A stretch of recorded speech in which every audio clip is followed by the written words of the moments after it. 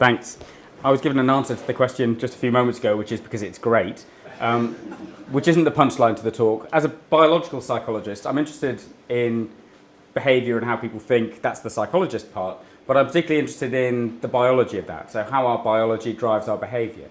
And one of the reasons I'm interested in smoking is because it's a really good model of understanding how biology drives behaviour. And that's going to be the focus of what I talk about. What is it about cigarettes, what's in those cigarettes that drives our behaviour, and how can we tell, how can we understand that?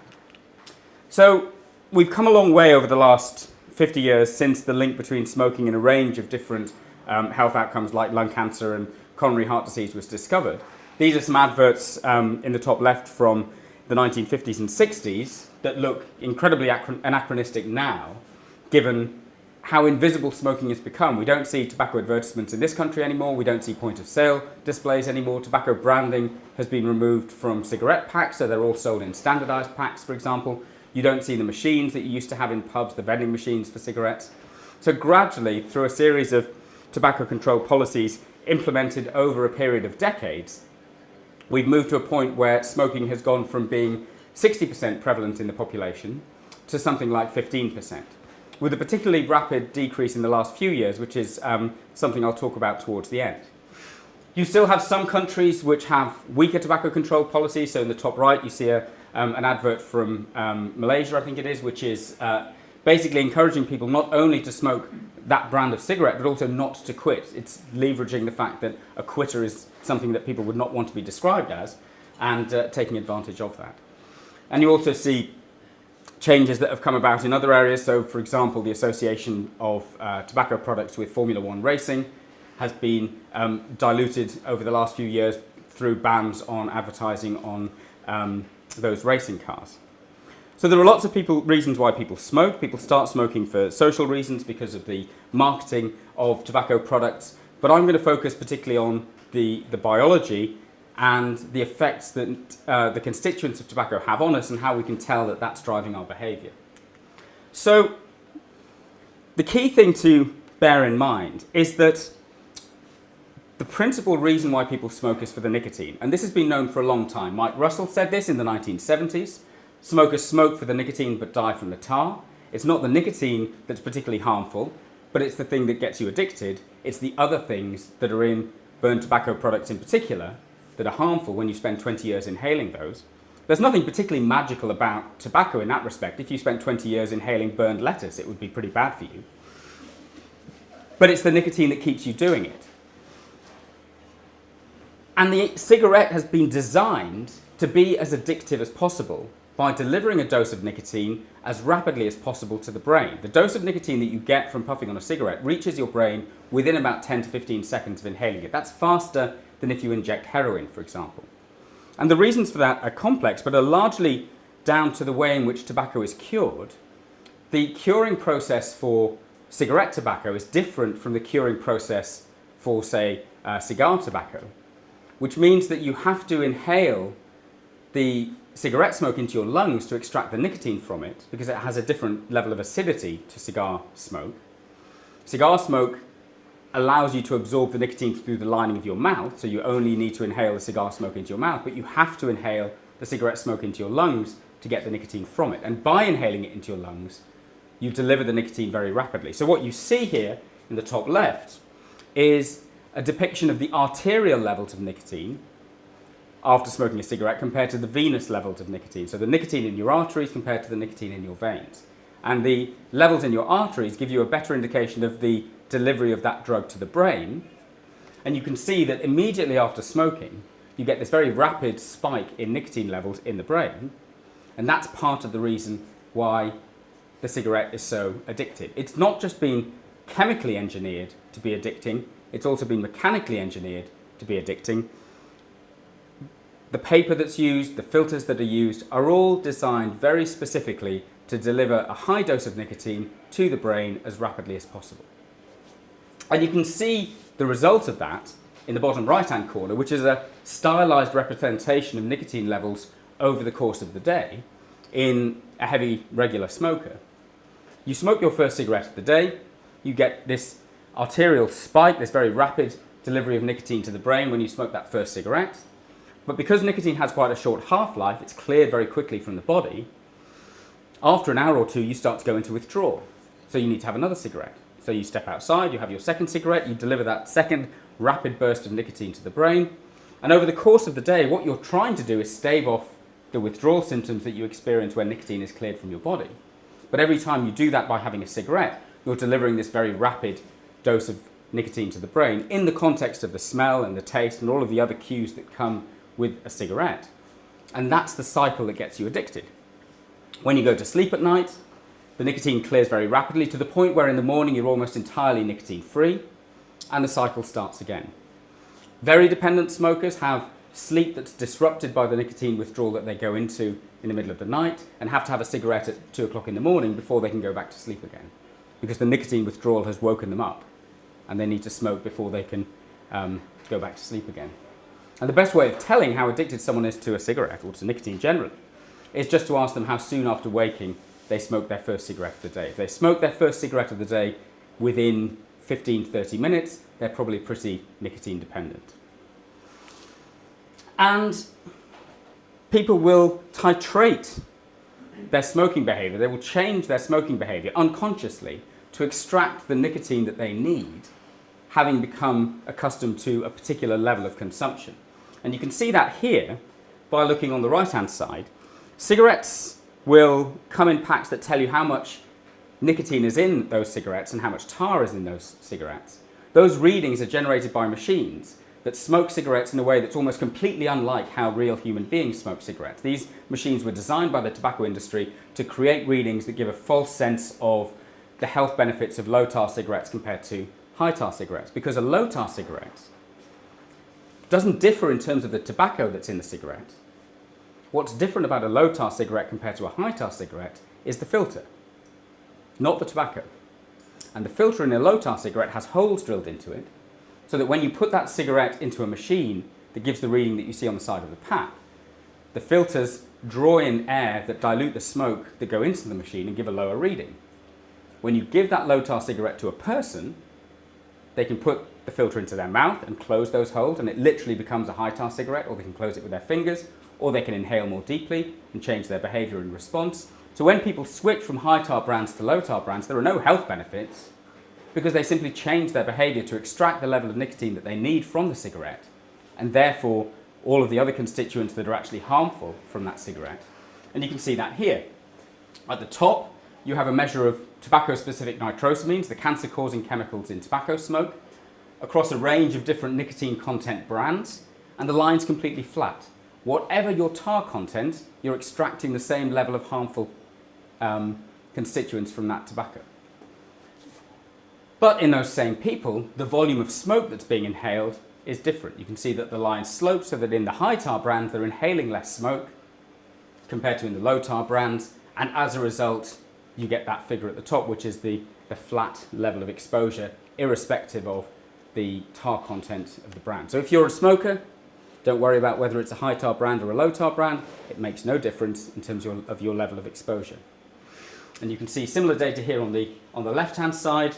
Irrespective of the nicotine content of the product, you get a very flat line when it comes to the actual levels of exposure, in this case of cotinine, which is the primary metabolite, the main byproduct of nicotine that we can measure more easily than nicotine because it hangs around longer. So the biology is clearly driving the behavior. People are smoking for the nicotine. And the tobacco industry knew this back in the 1950s and 1960s. In the 1990s, there were a series of tobacco industry documents released under legal action in the United States, and they revealed all sorts of things, like the fact that Sylvester Stallone was paid $500,000 to smoke a particular brand of tobacco product in his movies, but they also revealed that the tobacco industry executives knew in the 1960s that they were selling nicotine. There's a great quote from those documents which says, "We are in the business then of selling nicotine, an addictive product. The rest of it is just packaging and delivery devices. But what they're selling you is nicotine." And the unfortunate consequence of that is that many of their customers die. So half of regular smokers will die as a result of their smoking prematurely. And it's pretty much the only product that you can buy legally that does that to you.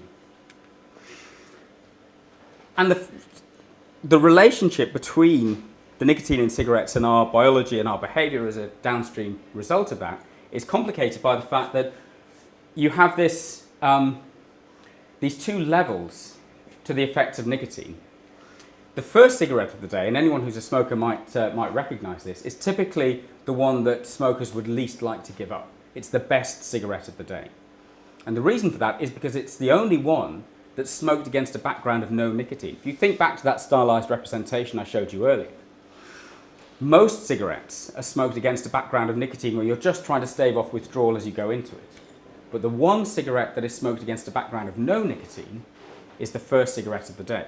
And so that's the one that leads to a much more profound release of dopamine, the chemical in the brain that is linked to the reward processes that underlie addiction. The other cigarettes that you smoke later on in the day have quite different effects and are mostly driven by the cues that are associated with that initial release of dopamine that you get from the first cigarette, so the smell and the taste and the context, but also the fact that you want to stave off withdrawal. So Maddie was talking earlier about positive reinforcement and negative reinforcement. The first cigarette of the day is the positively reinforcing one, the one that feels really good, that you really enjoy. The subsequent cigarettes are the ones that you smoke to stave off withdrawal. So those are the ones that are negatively reinforcing. So it's a really interesting model for the role that biology plays in driving our behaviour, often unconsciously. But most of our attempts to help people to stop smoking have been relatively unsuccessful. So we've gone from a prevalence of smoking of about 60% to a prevalence of about 15%.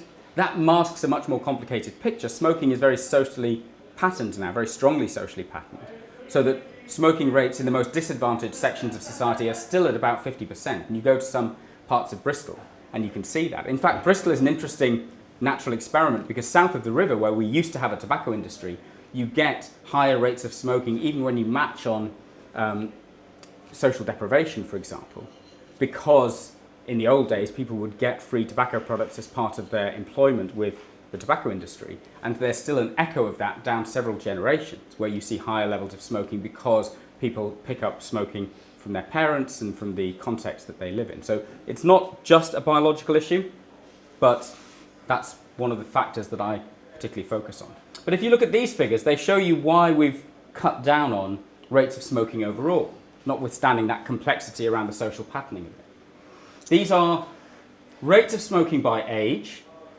across different birth cohorts, so people who were born in the 1920s, 1930s, 1940s, and so on. So these are the ones who were born in the 1920s and then going backwards to being born more recently.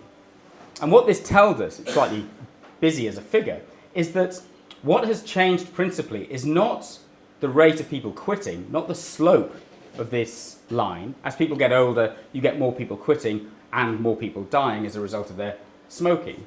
And so rates of smoking go down as people get older because of the compound effect of those two things. You see that in the slope, and that slope hasn't really changed that much over time. We haven't got much better at helping people to stop smoking. What has changed is that fewer people are taking up the habit.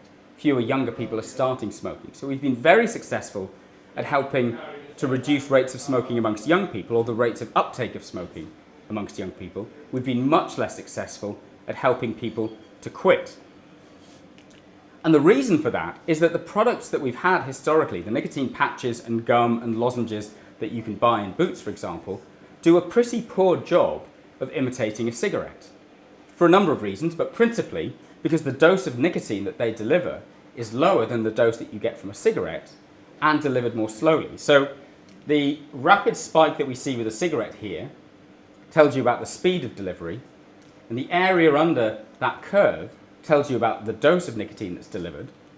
And on both of those measures, nicotine gum and patch products do a far, far worse job. They deliver nicotine more slowly and they deliver less of it. And even other tobacco products like Swedish snus, for example, which is the smokeless tobacco that you get in a small tea bag that you put inside your mouth, it still gives you a fairly high dose of nicotine if you look at the area under the curve, probably an equivalent dose to smoking a cigarette.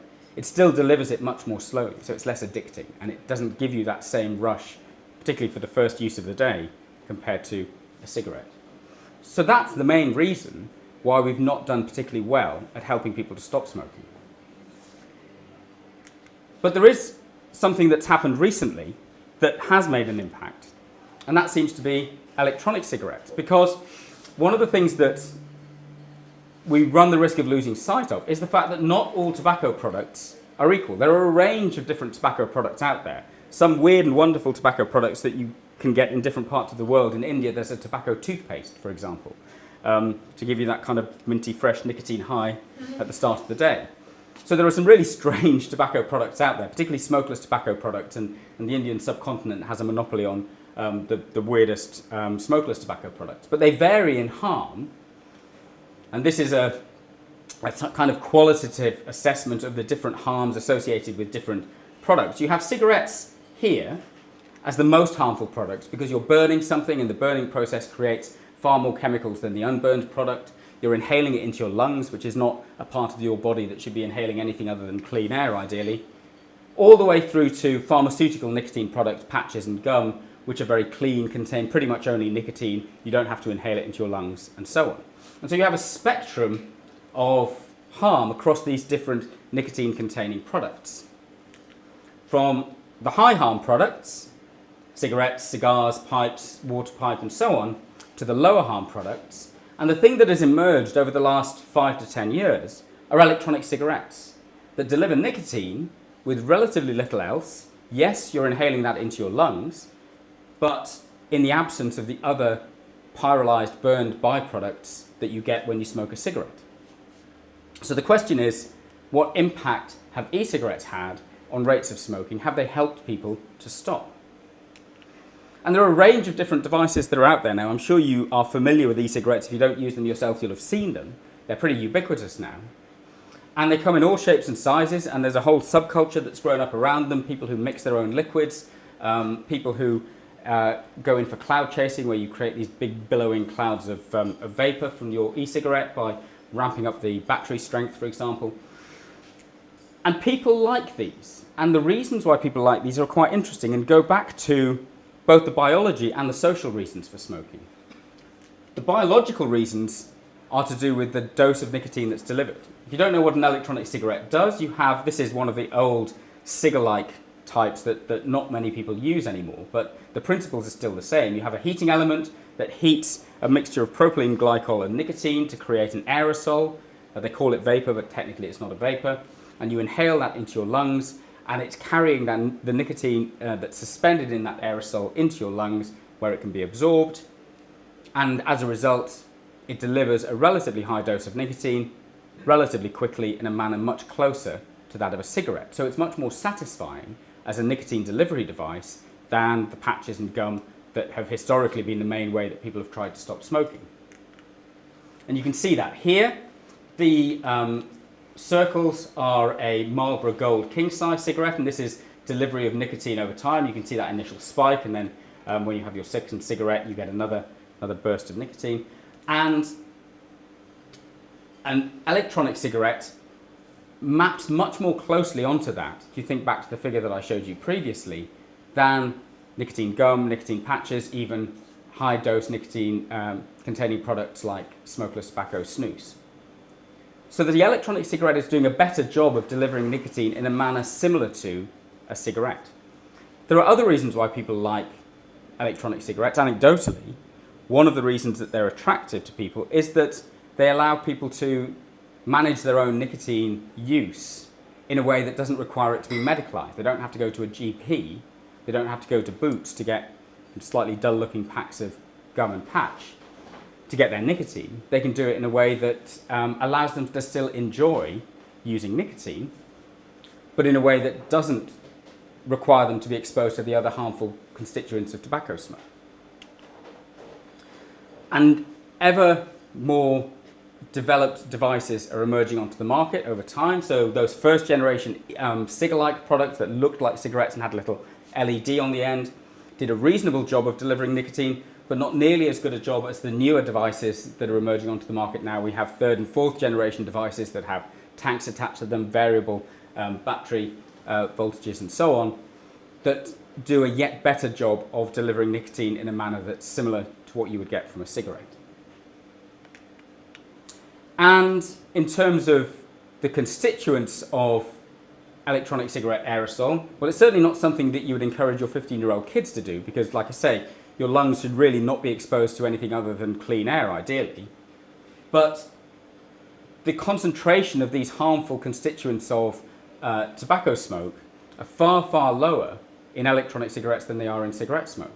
Not surprisingly, because there's far less in electronic cigarette liquid than there is in tobacco, and you're not burning it, you're simply heating it. So you can see the ratios here, and in some cases they're quite dramatic. Some of these things are measurable in electronic cigarettes, vapor or aerosol or liquid, but just because something's measurable doesn't necessarily mean that it's having a profound biological impact. Many of these things are at the limits of detection and unlikely to be having marked health consequences for the users. Now, of course, there are likely to be health consequences of vaping. Like I say, it's not something that you would encourage people who've never smoked to take up. But if you're a smoker and you'd rather not be a smoker, but you still want to continue using nicotine, or you feel like the only way to stop smoking is to continue using nicotine, then electronic cigarettes would seem to be a more effective route out. And there's now emerging evidence that e-cigarettes do help people to stop smoking.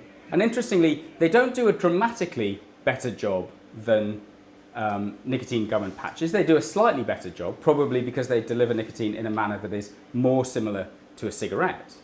But the main reason why electronic cigarettes have, for the first time, helped us to improve quitting rates, as opposed to drive down initiation rates amongst young people, is that they're just more popular. Far more people are using them. The biggest problem that we had when we were trying to help people to stop smoking 10 years ago was that people didn't use the products that were available, the gum and the patches and so on.